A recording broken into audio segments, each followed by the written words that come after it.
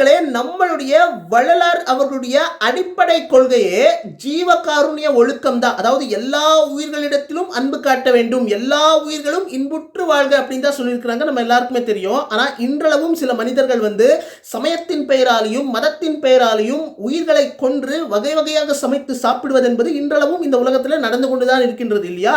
So அதை எதிர்த்து நம்மளுடைய வள்ளலார் அவர்கள் அவங்களுடைய ஸ்டைலில் என்ன சொல்றாங்க அப்படின்னா, ஜீவகாருண்ய ஒழுக்கத்தை வலியுறுத்தாத எந்த சமயமும் மதமும் மார்க்கம் ஆகிய எல்லாம் கடவுளது அருளை பெறுவதற்கு சிறிதும் வழிதுறை அறியாத துன்மார்க்கமே ஆகும்.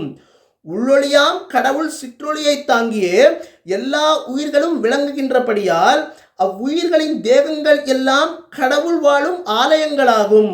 அவ்வுயிர்களை கொன்று அவ்வாலயத்தை அழித்து சிதைத்து உண்பதனால் கடவுளது அருளை ஒரு சிறிதும் பெறுவதற்கு கூடாது என்பது சத்தியம் என்று அடிச்சு சொல்றாங்க. எல்லா உயிர்களிடத்திலும் கடவுள் என்பவர் ஜோதி வடிவத்தில் எல்லா உயிர்களிடத்திலும் இருக்கிறாரு. ஸோ அந்த உயிர்கள் எல்லா உயிர்களும் ஒரு ஆலயங்கள் போல அந்த ஆலயத்தை அழித்து அதை கொன்று சாப்பிடுவது என்பது அது கடவுளது அருளை பெறுவதற்கு அந்த மாதிரி பண்றவங்க கடவுளது அருளை பெறுவதற்கு முடியவே முடியாது அப்படின்னு அவங்க அடிச்சு சொல்றாங்க.